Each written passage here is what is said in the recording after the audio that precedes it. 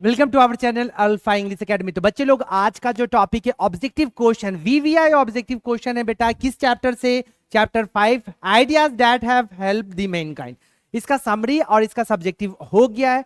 और चैप्टर 1 से बेटा, चैप्टर 1 से chapter 5 game over. Summary, objective और सब्जेक्टिव सारा चीज हो गया बेटा। आपको मिलेगा कहां से? जो फर्स्ट टाइम बच्चे जुड़े होंगे इस चैनल से, तो आपके माइंड में एक क्वेश्चन आ रहा होगा कि सर इसके पहले वाला जो कंटेंट है, from where do I get those content. तो आपको घबराने की बात नहीं है प्यारे बच्चे। आप इस चैनल के प्लेलिस्ट में जाओगे तो सारा बिहार बोर्ड प्लेलिस्ट में जाओगे तो बिहार बोर्ड के नाम से एक प्लेलिस्ट है, तो उसमें सारा कंटेंट मिलेगा।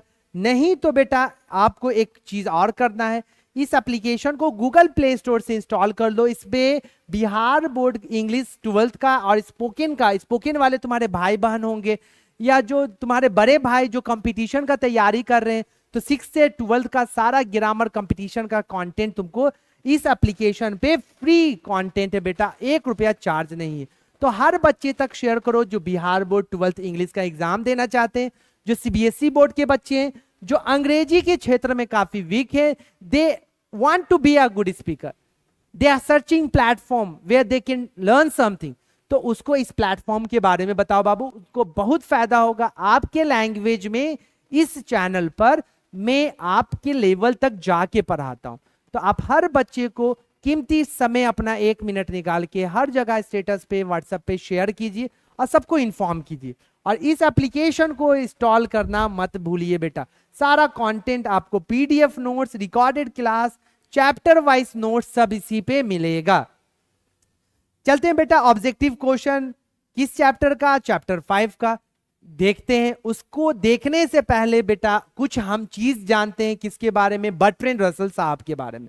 अगर कोई बोलेगा कि ideas that have helped Mankind, कौन कौन सा आइडिया जो है हमारे जिंदगी में क्रांति ला दिया, हमारी जिंदगी को आसान बना दिया, तो ये जो समरी बताए हैं बेटा, दम आपके लैंग्वेज में मजा आ जाएगा उसको देखोगे तो बर्ट्रैंड रसल इसके राइटर हैं। एक तरह का ये क्या है, अगर आएगा एग्जाम में, ऐसे है, नॉवल है, स्पीच है। अभी तो ऑब्जेक्टिव क्वेश्चन बनाने वाले हैं। पैदा कब हुए थे बाबू? 1872। देहांत इनका कब हुआ था? 1970। कहां से बिलोंग करते हैं? लंदन और ब्रिटेन, या उसी को बोल सकते हैं यूनाइटेड किंगडम बेटा।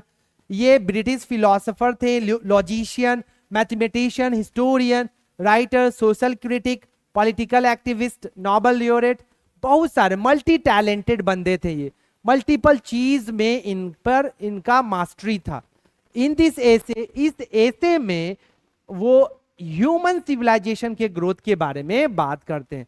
तो कुछ भी देखिए, हर चैप्टर का राइटर के बारे में थोड़ा सा इंफॉर्मेशन होना जरूरी है, क्योंकि उससे ऑब्जेक्टिव क्वेश्चन राइज होता है। तो अब बढ़ते हैं बेटा, इनको नोबेल प्राइज कब मिला था? 1950 में। किस में बेटा? लिटरेचर के फील्ड में। He is known as one of the world's best known intellectual, world दुनिया के सबसे बुद्धिजीवी में से एक थे। कहां के बेटा? यूके में, यूनाइटेड किंगडम में इनको दुनिया का सबसे बुद्धिजीवी व्यक्ति कहा जाता था, पर्सन कहलाते थे। कुछ फेमस वर्क है बेटा, history of western philosophy, human knowledge, why I am not Christian. ये सारा जो बुक है उसको लिखने वाले कौन है? Bertrand Russell. ये क्वेश्चन आता है कि why I am not Christian, history of western philosophy, human knowledge, इसको लिखे कौन थे? तो आप लिखिएगा Bertrand Russell. Bertrand Russell was also a commentator on a large variety of topics। और इसके साथ साथ इतना तो कम नहीं था बेटा, उसके साथ साथ ये कमेंटेटर भी थे, बहुत सारे टॉपिक पर ये लिखे हैं और स्पीच दी है। तो मल्टी टैलेंटेड बंदा थे ये।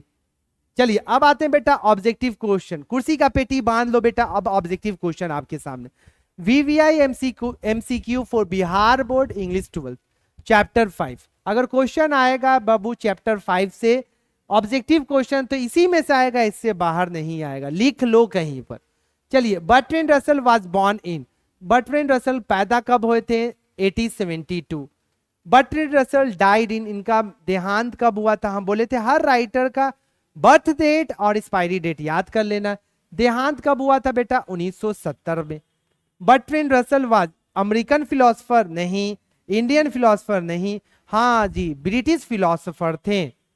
Bertrand Russell was historian and mathematician, doctor, poet या businessman?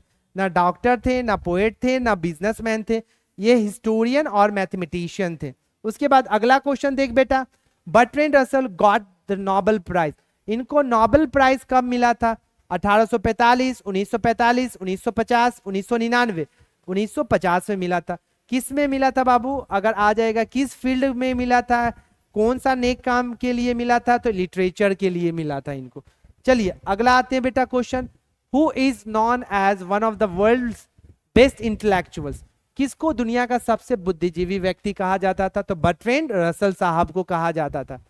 A history of western philosophy, human knowledge, why I am not Christian, इसको लिखने वाले कौन है? सिगानोया, जॉन डॉन, गांधी जी? नहीं जी, बर्ट्रैंड रसल साहब है। अभी जस्ट कुछ देर पहले बताया आपको। द इन्वेंशन मतलब आविष्कार, खोज किसका? Was more important than domestication of animals? तो एग्रीकल्चर बाबू, द इन्वेंशन ऑफ एग्रीकल्चर। चलिए the taming of animals made life much pleasant, मतलब जानवर को टेम करना मतलब पालतू बनाना बाबू, उससे इंसान का जिंदगी क्या हो गया? मनमोहक, आनंदमय, आसान हो गया। तो वाइल्ड का, डोमेस्टिक एनिमल्स का। The taming of domestic animal made life much pleasant, और ये क्वेश्चन 2020 में आया हुआ क्वेश्चन है। सिविलाइजेशन टॉट अस, सिविलाइजेशन हमें क्या सिखाता है बाबू? To be human, to be violent, ये तो होगा ही नहीं। टू बी रूड नहीं, सिविलाइजेशन हम लोग को टू बी अनसिविलाइज नहीं, घोर अनर्थ हो गया था अभी।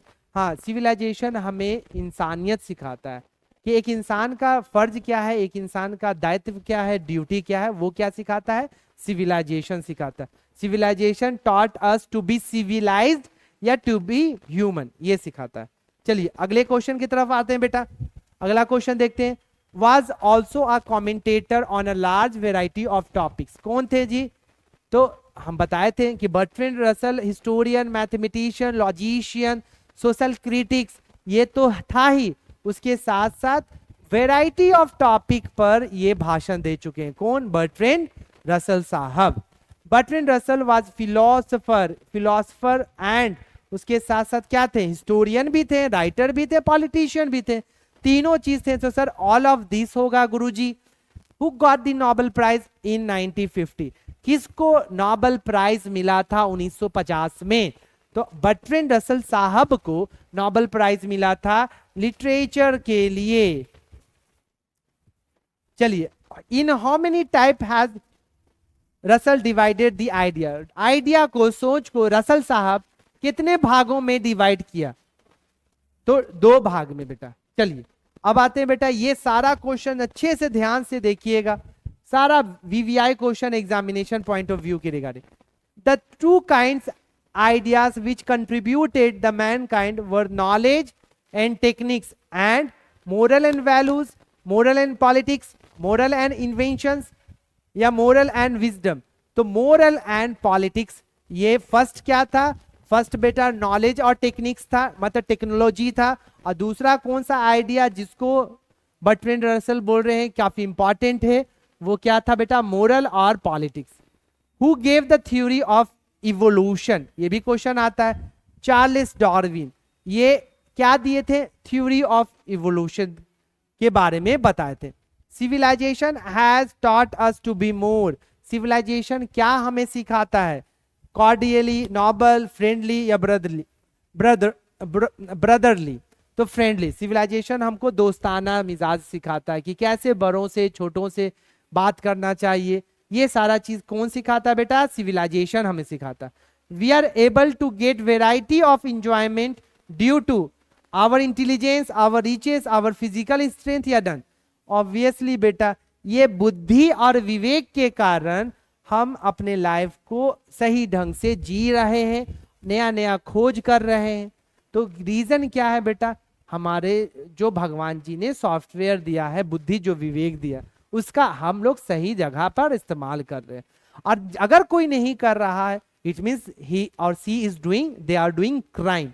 आपको जब सॉफ्टवेयर मिला है, किसी चीज का आपको पावर मिला है, तो उस पावर का मिसयूज कभी मत कीजिए।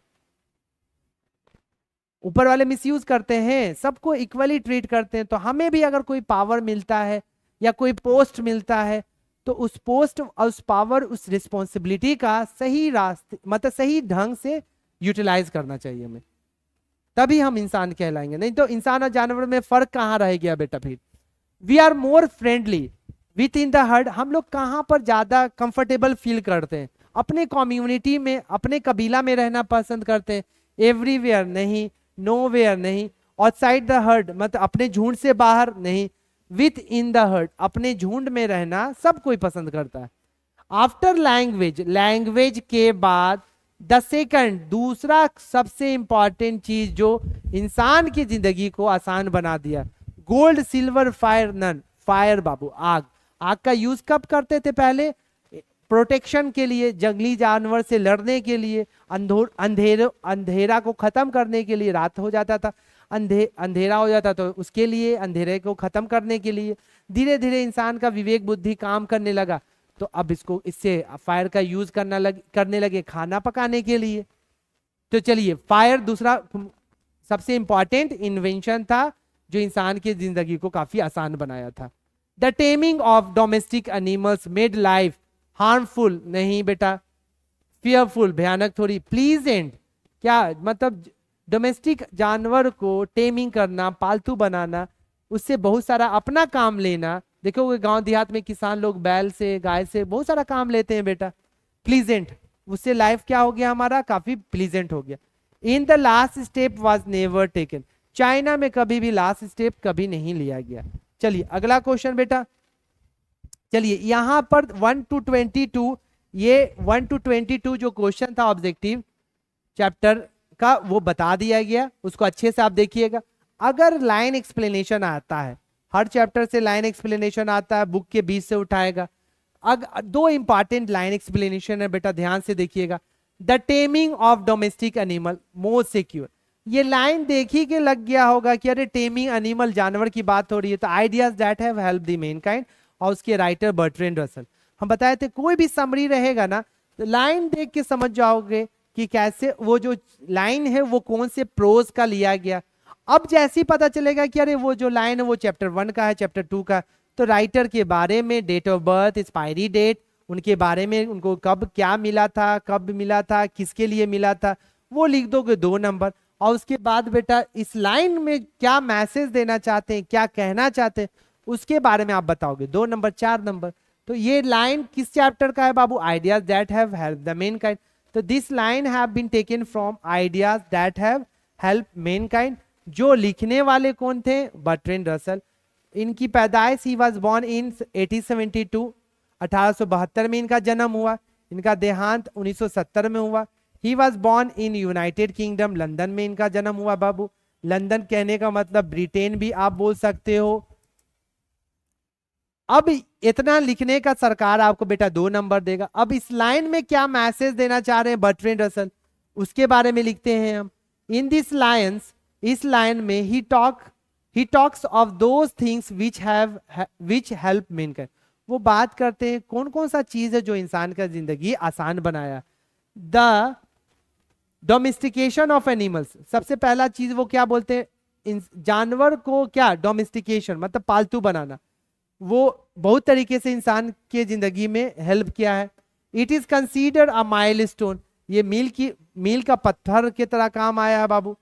इन the field of agriculture, agriculture के फील्ड में अभी भी देखोगे गांव देहात में मतलब जानवरों का हेल्प लिया जाता है खेती करने के लिए। People began to grow crops, लोग स्टार्ट करने लगे क्या ग्रो करने के लिए, क्या ग्रो करना स्टार्ट कर दिए? Crops. And even eat animals with the invention of fire, और जैसी इन्वेंशन हुआ, खोज हुआ फायर का, तो उससे एनिमल को खाना भी सीख गए बेटा। तो इन्वेंशन जो हुआ किसका? डोमेस्टिकेशन ऑफ एनिमल्स, तो उससे बहुत क्या हुआ? आसानी हुआ, इंसान का जिंदगी काफी आराम हो गया। चलिए अब ये तो इंग्लिश में था बेटा, और हिंदी में अगर जहां पे प्रॉब्लम होगा एक बार हिंदी देख लोगे, सारा जो भी किंतु परंतु माइंड में चल रहा वो सारा तुम्हारा खत्म हो जाएगा। चलिए बेटा अगला जो क्वेश्चन है जो इंपॉर्टेंट है एग्जामिनेशन पॉइंट ऑफ व्यू के रिगार्डिंग, ये रहा।